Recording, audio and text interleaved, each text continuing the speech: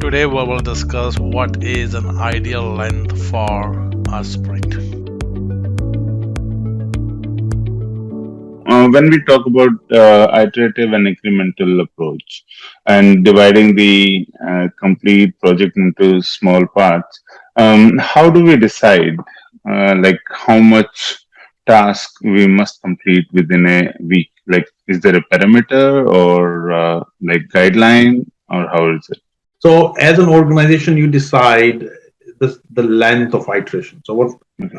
iteration means is sprints, right? So, we haven't spoken so much about those things.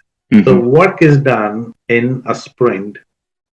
Average length of sprint according to Scrum, and this is one of the questions that will 100% be asked. What Mhm. should be the length of a sprint according to Scrum? Yeah. So, it could be anything under 1 month. That's the right Okay. answer. Anything Okay. under 1 month. And, Now, normally people go in a logical fashion. So 1 week, 2 week, 3 week, 4 week sprints.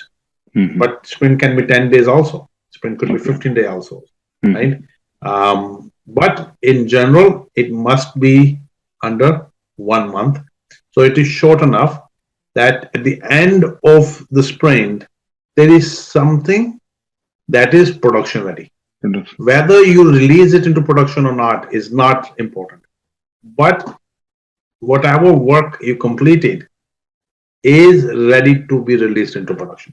That is Okay. the most important tenet and principle of Scrum framework. This was a clip from one of my Agile training workshop. If you too are interested in learning Agile, send me a message by leaving a comment below or visiting my website. Till next time, adios.